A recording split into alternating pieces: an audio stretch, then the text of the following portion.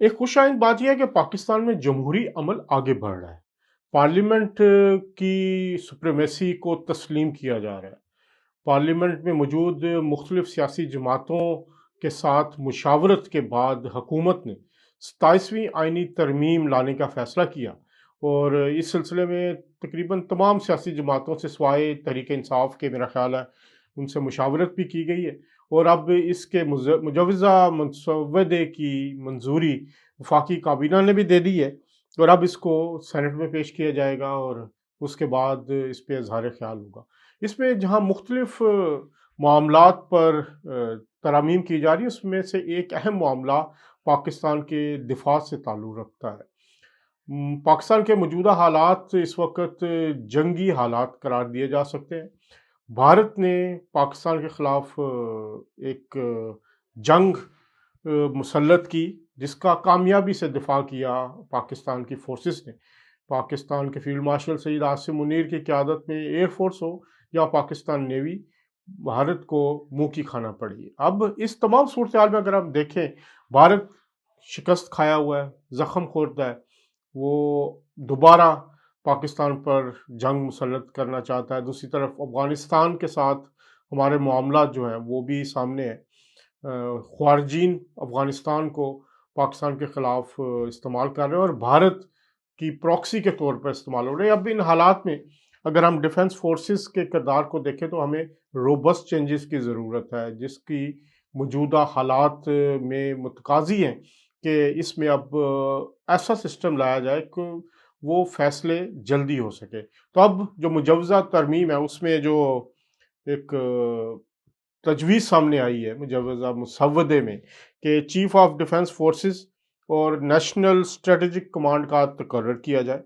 तो इससे एक ये फैसला होगा कि पाकिस्तान की जो दिफाई सलाहियत है, पाकिस्तान के दिफाई फैसले जो हैं उसमें मजबूती आ सकेगी।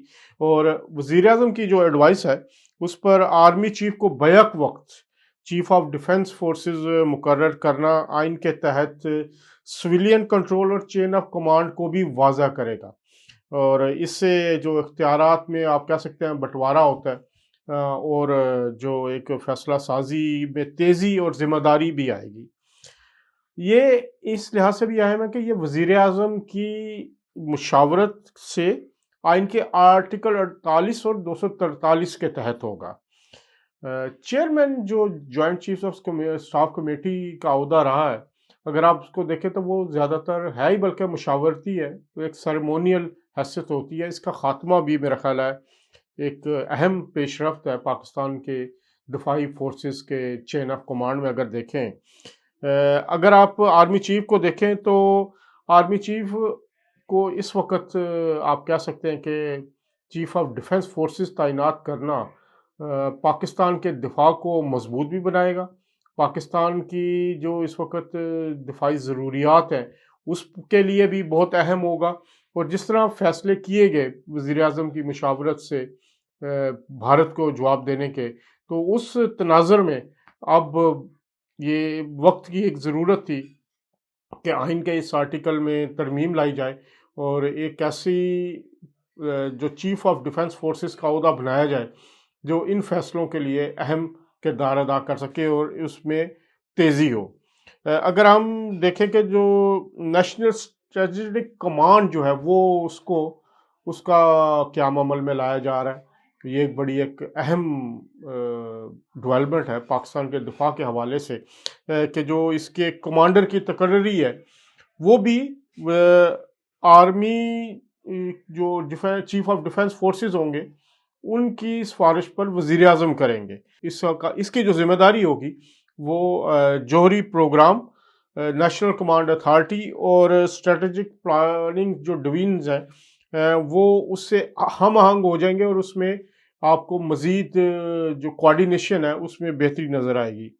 इसके अलावा एक और अहम जो चीज़ आ रही है कि field marshal, marshal of air force और एडमिरल ऑफ द फ्लीट के रैंक सिर्फ उन अफसरान के लिए होंगे जिन्होंने तारीखी खिदमात सर अंजाम दी होंगी।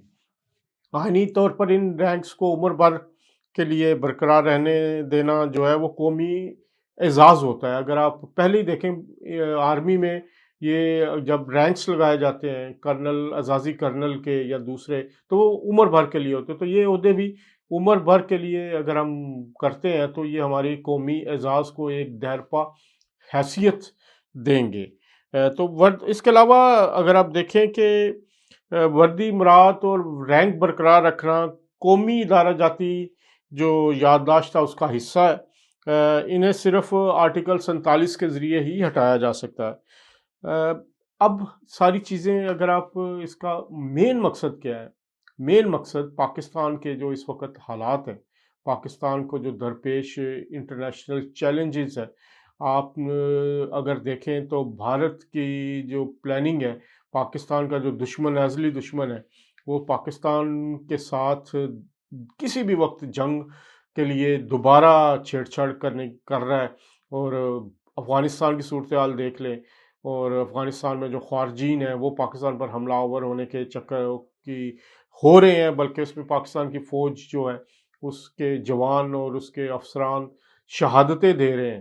تو اس ساری صورتحال میں یہ ڈیفنس فورسز کے ڈھانچے میں تبدیلی اور چیف آف ڈیفنس فورسز کی تقرری اور نیشنل اسٹریٹجک کمانڈ کے کمانڈر کی تعیناتی، یہ پاکستان کے دفاع کو مضبوط بنائے گا اور پاکستان کے امن اور پاکستان کی قومی سلامتی جو ہے اس کے لیے بہت اہم ہوگا۔